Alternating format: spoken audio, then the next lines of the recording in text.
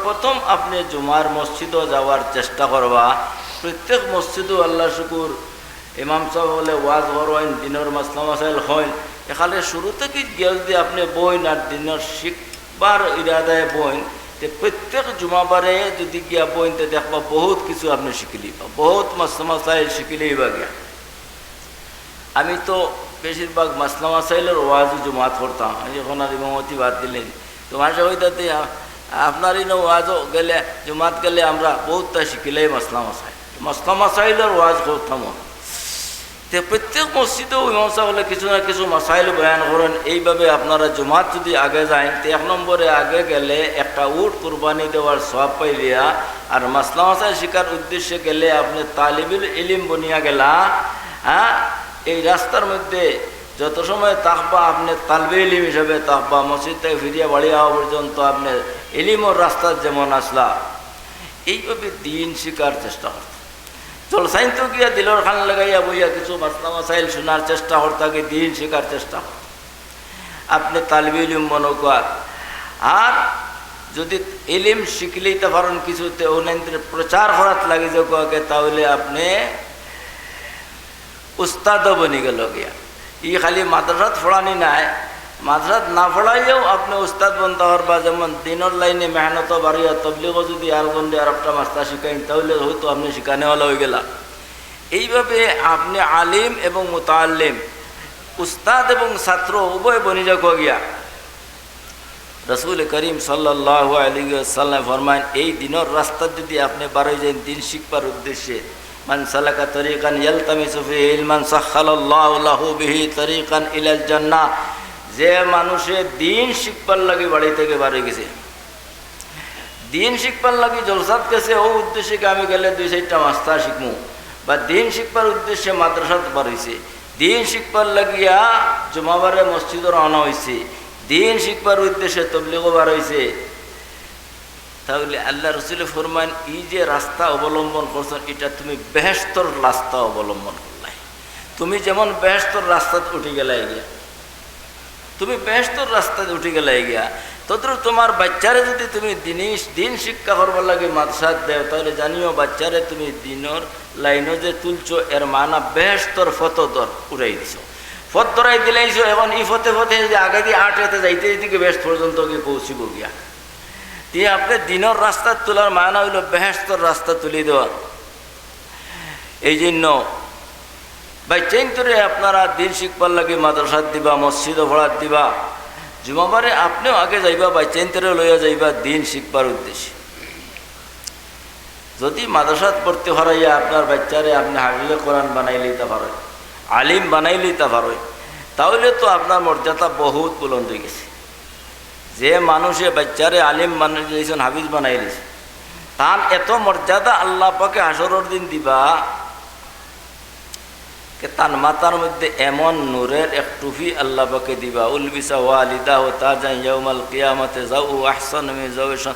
সূর্যের আলো তাকি আরো আলোকবান এক তাজ মাথার মধ্যে দিবা। যে হাফিজে কোরআন আর আলিমে কোরআনের বাপ আর মা, যে বাচ্চারে যে আলিম হাফিজ বানাইছো, এই জন্য তোমার এত সম্মান। সারা পৃথিবীরে এক সূর্যে আলো দে, ও পৃথিবীর আলো দেনেওয়ালা এত ফাওয়ালপুর সূর্যরে যদি আপনার ঘরের ভিতরে ঢুকাই দিতে পারেন কত আলো হইব। এইভাবে এর থেকে বেশি আলো হাফিজ আর আলিমর মা বাপর মাথার মধ্যে সম্মানী টুপি যেটা দিবা আল্লাহ, এইটার আলো হইব। তাহলে স্বয়ং হাফিজ আর আলিমর মর্যাদা কতটুকু নিজে চিন্তা। যে মানুষে তার বাচ্চারে আলিম বানাই লইছে, হাফিজ বানাই লইছে, সে ব্যস্ত যাবার এক আশা হয়ে গেছে। যেহেতু নবী আলাইহিস সালাতু ওয়াস সালাম ফরমান, মান কারাআল কুরআনা ফাস্তাযহারাহু আহাল্লা হালালাহু ওয়া হাররামা হারামাহু আদখালাহুল্লাহুল জান্নাহ ওয়া শাফাহু ফি আশরাতিন মিন আহলি বাইতি কুল্লুহুম কাদ ওয়াজাবাত লাহুন নার। হাফিজে কোরআন বানাইলিতে পারেন যদি, তাহলে গিয়া এই বাচ্চারে তো হইলা আল্লাহ পাকে কইবা তুমি যাও কি ব্যস্ত, আর 2 নম্বরে কইবা তোমারে আরেকটা ক্ষমতা দিয়ার এমন মানুষ যারা উপরে আমার পক্ষ থেকে জাহান্নামী বলিয়া সিদ্ধান্ত হয়ে গেছে, জাহান্নামও যাবার ফয়সালা হয়ে গেছে, এইরকম কমাজ কম 10 জন মানুষের যদি তুমি চাও সুপারিশ করো আমার কাছে, তোমার খাতিরই আমি ছাড়ি দিব, এরারেও ব্যস্ত নিয়ে যাইবে। হাফিজে কোরআনে 1 নম্বরে মা বাপ নিয়ে নিব, হ্যাঁ মা বাপ লইয়া যাইব, উস্তাদরে নিব গিয়া, দাদা দাদি নানা নানি, হ্যাঁ এই সবরে লইয়া যাইব কি ব্যস্ত। গতিকে আপনার বাচ্চারে হাফিজে কোরআন বানানোর চেষ্টা করুক, আলিম বানাইবার চেষ্টা করুক। আমিলে কোরআন, যারা কোরআনের ধারক বাহক, হামালাতুল কোরআন উরাফাউ আহলিল জান্নাতি ইয়াউমাল কিয়ামা, হুজুরে ফরমান কিয়ামতের দিন সমস্ত মানুষের নেতৃত্ব দিবা হাফিজে কোরআন আলিম হলে। হ্যাঁ এরা নেতৃত্ব দিবা। এক একজনের পিছনে যেভাবে নেতা আইলে, এখন এমপি মন্ত্রী আইলে খরইয়া কত মানুষ থাকে, হ্যাঁ এইভাবে একজন আলিমের পিছনে হাজার হাজার মানুষ থাকবো লগে, আর সারারে লইয়া ব্যস্ত যাইবা। একজন আলিমের কোরআন পিছনে, একজন হাফিজের পিছনে হাজার হাজার মানুষ থাকবা, এরা নেতৃত্ব দিবা আলিমের হাফিজে হামালাতুল কোরআন উরাফাউ আহলিল জান্নাতি ইয়াউমাল কিয়ামা। কিয়ামতের দিন এরা নেতৃত্ব দিব আর সারারে লইয়া জান্নাতের মধ্যে যাইবা। এত মজিলত, এত মর্যাদা। এই জন্য আমি সংক্ষেপে 15-20 মিনিটের ভিতরে আমার কথা শেষ। এই ভিতরে আমি শর্টকাট কয়েকটা কথা কইয়া, গুরুত্বপূর্ণ বিষয়, আপনি আমার বাচ্চারে হাফিজ বানাই, আলিম বানাই, আলহামদুলিল্লাহ আলহামদুলিল্লাহ। দুনিয়া এমনিও আল্লাহ দিবা, দুনিয়ার লাগি আপনার বাচ্চারে দিন থেকে মহরুম করেন না জানি।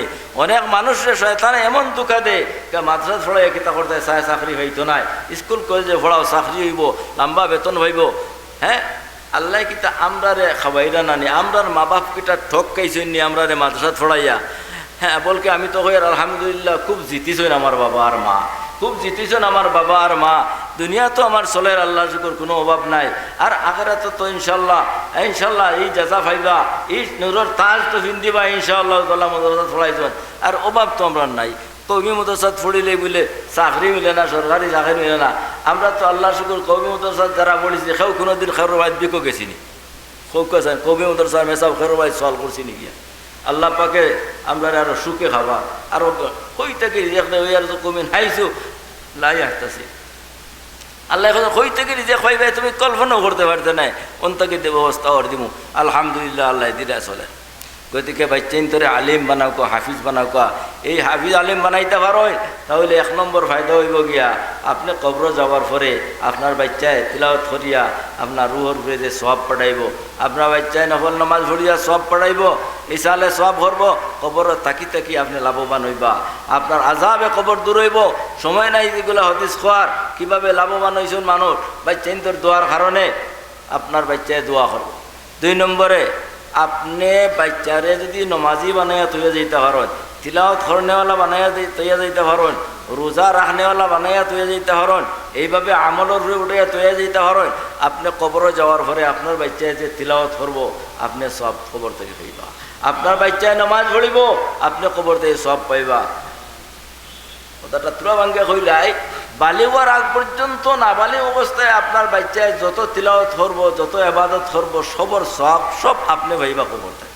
আর বালিওয়ার পরে তার যেহেতু নেকির দরকার, গতিকে আল্লাহ পাকে ডবল নেকি দেয়। বাচ্চায় যখন তিলাওয়াত করব ডবল নেকি আল্লাহ দিবা। একারা নেকি আপনার কবরও যাইব, আপনার নামা আমলো, আর একারা থার নাম আমলো দেখা হইব গিয়া। এ যখন বালিগ হইয়া নমাজ পড়িব, যেহেতু আপনি তারে নমাজি বানাইয়া তুইয়া গেছেন, এই জন্য একারা নমাজের সওয়াব আপনার কবরও যাইব, আর একারা থার আমল নমাজ লেখা হইব। সে যখন রোজাদার হইব, রোজা রাখবো, আপনি তারা ছোটো থাকতে রোজার অভ্যাস করিয়া গেছেন গিয়া, আমরা মা বাবা আমরা নাবালিগ থাকতে রোজা রাখাইতা অভ্যাস করবার লাগিয়া।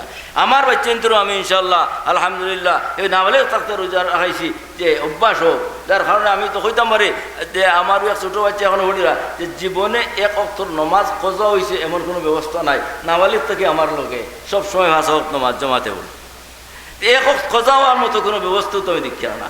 তো এইভাবে যদি আপনার বাচ্চারে আপনি বানাইয়া দিয়ে যায়, তো আপনার বাচ্চার রোজা একারা সব আপনি কবরত থাকি ভাইবা, একারা তার নাম হলো উঠিব গিয়া। 3 নম্বরে আসরের ময়দানে যদি আটকে যায় না, আপনার নেকি তুলা কমি যায়, আপনার বাচ্চায় সুপারিশ করিয়ে আপনার বেহেশত লিয়া যাইব।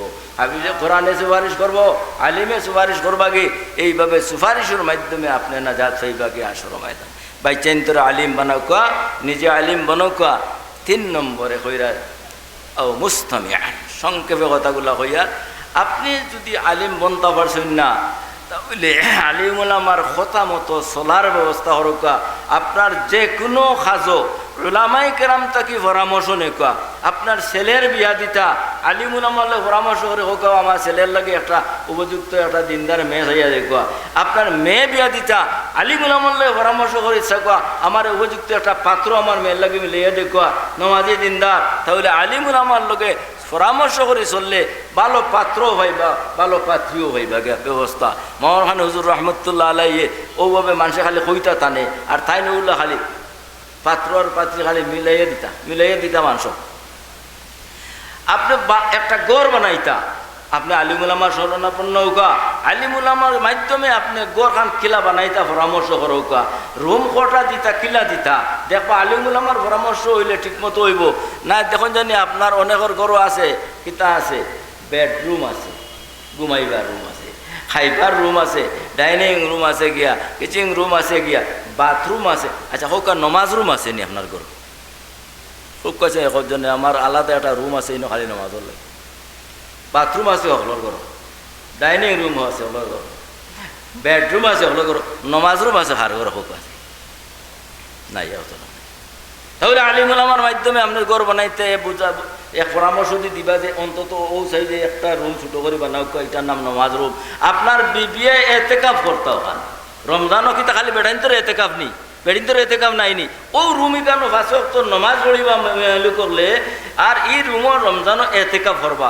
এটা হলো সলাত রুম, নমাজ রুম, এটাই হইব গিয়া। আচ্ছা বাথরুম বানায় নাই খালি, আমি মনে মসজিদের পর্যন্ত বাথরুম যাচ্ছি শরীয়ত মতো নাই। আমি দোষী ছিলি তান্তানি কমিটিরে আমার কাছে দোষ স্বীকার করছেন আর কইছেন আগের ইমাম সাহেব এটা আমরা কইছই না। এই ওয়াজও আমি করি দিয়ে বাথরুম কিলা বানাইতা।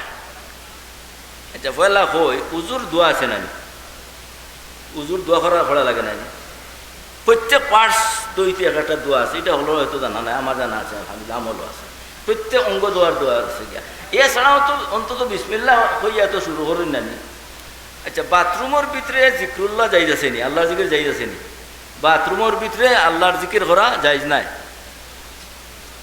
বাথরুমের ভিতরে বিসমিল্লাহ পড়া যাইজ নাই, কিন্তু দোয়া দুরুদ পড়া যাইজ নাই। ইটা বারে তাতে পড়ি দেয় হামাইবার আগেও আল্লাহ মাইনি আউযুকামিনাল খুবুসিল খাবাই হিনো গিয়া আর ভিতরে আর জিক্রুল্লাহ যাইজ নাই। এমনকি আপনার আংটির মধ্যে যদি কোনটা লেখা থাকে আল্লাহ মুহাম্মদ, এটা অনেকে লিখিলে এটা দেখাও ঠিক নাই, তো এটাও খুলিয়া যাইতা, এটা বাথরুমও দেওয়া যায় না। আল্লাহ রসুল সাল্লাল্লাহু আলাইহি ওয়াসাল্লামের আংটি আসলে একটা শিল হিসাবে, ওইটাও আল্লাহ খুলিয়া তুইয়া যেতা, এটাও খুলিয়া তুইয়া যাইতা গিয়া। অনেক মানুষের তকি বানাইলে আল্লাহ মুহাম্মদ লেখিয়া খানদার ইয়েগুলো মেসা বলে বানাইছিল, 1 বছর আমি ওয়াজ করে এটা উঠাইছি, আল্লাহ শুকুর এখন আর দেখা যায় না কোনো মেসাব। ইয়েগুলো খানদার থেকে কিন্তু অনেকগুলো মেসাব, তারা খাম করতে করতে এখন আল্লাহ মুহাম্মদ চাইরো ভাই এটা ফিনতে বাথরুমও যাইন, তাহলে আল্লাহর নাম নবীর নাম বাকে লগিন আনি বাথরুমের ভিতরে যাইনি না যায়, এই তো কিলিয়া বাথরুমও যাই নাই, এটা মাস্তাও শিক্ষা করা জরুরত। আচ্ছা এখন যাই কি বাথরুম কিলা বানাই, তখন ওইটা বাথরুম আমরার দেশও বানাই। বাথরুম যে আসলে আমরা তো ভুল করি, বাথরুমের মানা আসলে গোসলখানা, আমরা বুঝি পায়খানা করি যেখানে ওখান বাথরুম, এটা না ওয়াশরুম আসলে ইংরেজিতে, বাথরুম হলো গোসলখানা। কিন্তু আমরা দেশে যেহেতু গোসলখানায় আর উজুখানায় আর পায়খানায় এখানেও বানাই দেয়, ও ইবাই পায়খানা করেন, ওবাই তখন বেশি নেটা লাগাইলেছে উজুও করেন, ওইবার কিতা লাগাইলেছে গিয়া সাবার গোসলও করেন, একটারে বানাইলে হতো। অথচ মাছ নামতো ওয়াশরুম আলাদা হইতো, বাথরুম আলাদা হইতো, বুঝছেন, পায়খানা আলাদা হইতো, উঁচু গোসল আলাদা হইতো, মাঝে পার্টিশন থাকতো, কিন্তু নাই পার্টিশন। আমি ইমামতি করলাম মসজিদও গিয়া দেখি মসজিদের বাথরুম পর্যন্ত পার্টিশন নাই। এখন আমি কইলাম মতল্লি সাহেব উজু করতে তো বিসমিল্লাহ দোয়া করা লাগে, আমি কিলা করতাম, বাথরুম ভিতরে তো দোয়া করা যাইজ নাই, আপনার বাথরুম বানাইলে কিনা পার্টিশন নাই, এটা আগের ইমামে তো কইছেন না, আমরা তো ইমামও তো রাখছো হলা ইমাম কিবা বাথরুমের ভিতরেও পার্টিশন থাকতো গিয়া, হিসাইটি পেশাব পায়খানা আর ওসাইটি উজু গোসল, ইনও যদি পার্টিশন থাকে না তাহলে আপনি উজু করেন যদি তে কোনো দোয়া করতে পারতেন না, দোয়া করলেও আপনি কবিরা গুনাহ করতেন। আর আল্লাহর নামের বেইজ্জতি করা বাথরুমের ভিতরে আমাইয়া গিয়া, আল্লাহর নামের বেইজ্জতি করা বাথরুমের ভিতরে ঢুকাইয়া, গতিকে ইনও গিয়া আপনি দোয়া করতে পারতেন না। দোয়া করিয়া যদি সুন্নত মতো উজু করতে হইতে পার্টিশন এটা মাঝে থাকতো।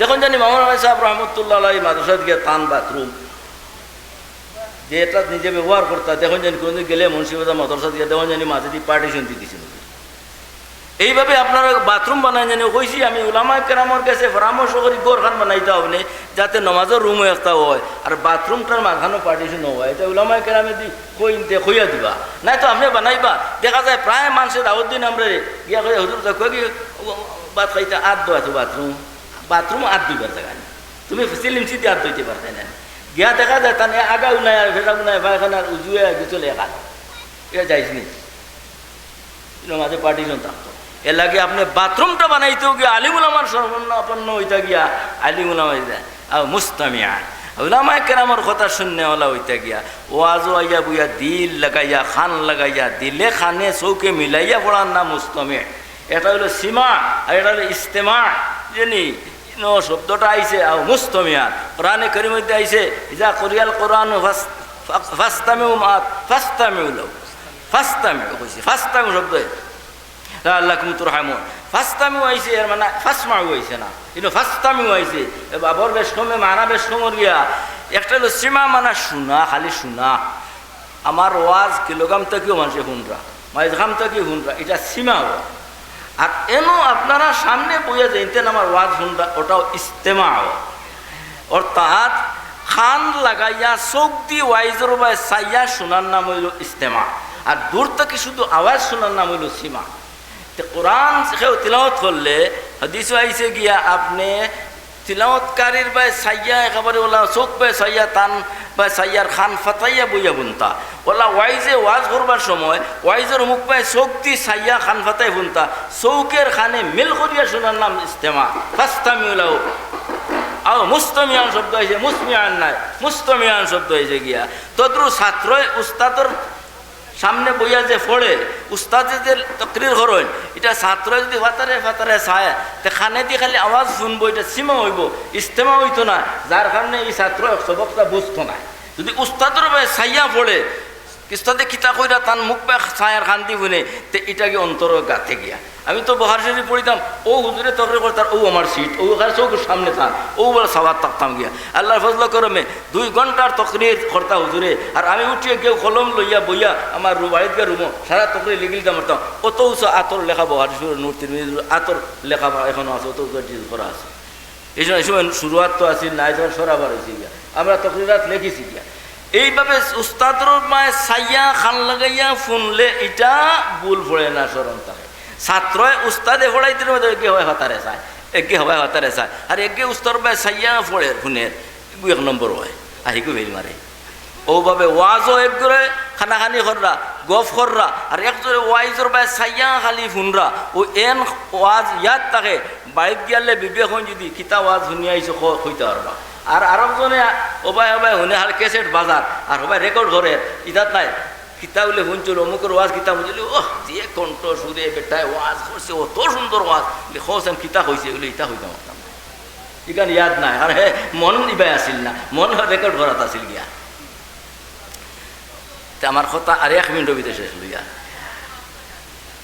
আও মুহিব্বান তাও যদি পারো না তে আলিম উলামা এবং ইলমের সাথে সম্পর্কিত যত জিনিস এর সাথে তুমি মহাব্বত করনেওয়ালা বনো আলিম উলামারে অন্তর দিয়া মায়া করো তালিবি হলটে অন্তর দিয়া মায়া করো ই মায়া খামো লাগবো আপনি মরার ঘরে খবর গিয়া আমি কইলে এক কথা আমার গাঁর লয় আমার গোষ্ঠীও নাই এক বুড়া বেটি আমরা পড়াতে সময় ছোটো তো বেটিরে আইতে আমরা বাড়ির দাদি ডাকিতাম দাদি তো কইরা ও দাদু মাঝ সাজিয়া যাও রে বা আমি মরলে আমার লাগে দোয়া করিও আল্লাহ তোমার তান্ডে বড় আলিম বানাক বেটি আমারে দোয়া দিলে আল্লাহ তোমার বড় আলিম বানাক মরলে আমার দোয়া করিও ইকা আইজ ছোটো স্মরণ আছে আমি কবরস্থানে গেলেও বেটি লেগে জিয়ারত করি হই যেন বেটি আমারে দোয়া করছে একটা মহাব্বত করছে এটার কফরা আমি আদায় করি কি আমি গেলেও বেটির জিয়ারত করি এই বেটি আমার বুড়া বেটিয়ে আমারে দোয়া করছে তো লাভ হয়েছে না নি আমার বেটির ই বেটির লাভ হয়েছে না আমি দোয়া করি এখন বেটির লেগে আপনি তালিবুল ইলমের একটা চকলেট দেন জানি মাদ্রাসা যাইতে একটা ওরে বাবা ওটাতে খাইয়া যাওয়া রে বা একটা চকলেট খাইয়া খাইয়া আয় জানে বাচ্চা খালি হাসরের দিন যদি আটকে যায় ও বাচ্চা আপনার সুপারিশ করে নিব হ্যাঁ আপনি কই বাবা আট করে বা হয়েছে মাছার যাইতে সময় তোমার আমি চকলেট একটা দিছিলাম ইয়াদ পড়ে নিলে জিও চাষা ইয়াদ আছে বলে আজ আমি আটকে গেছি রে বা আমারে আল্লাহ আটকাইলেছিল আমার তো আমল নামাজ নেকি থেকে বদি বেশি আমার সুপারিশ করো ও দেখবা এক চকলেটের বিনিময় বাচ্চায় আপনার সুপারিশ করে জান্নাত লিয়া যাইব এটা হদিস খোয়ার আমার সময় নাই না এটা হদিস দিয়ে আমি প্রমাণ করে দিলাম মানে এইভাবে বাচ্চিন্তরে মহাব্বত হরণ জানি, তালবিল ইলমের মহাব্বত হরণ জানি, ওলামায়ে কেরাম সাথে মহাব্বত হরণ জানি, আদাওয়াতার বোঝ রাখুন না জানি, ইমামর পিছনে কুমটি হরণ না জানি, ইমামরে মহাব্বত হরণ জানি, মুয়াজ্জিনরে মহাব্বত হরণ জানি, ইমাম মুয়াজ্জিনের পিছনে কুমটি হরণ না জানি। হামালাতুল কোরআন আউলিয়াউল্লাহ, নবীজি ফরমায় যারা কোরআনের হাফিজ আলিম হইছে, যা ধারক বাহক হইছে কি এলা এলা আউলিয়াল্লাহ, এরা আল্লাহর ওলি বনি গেছে।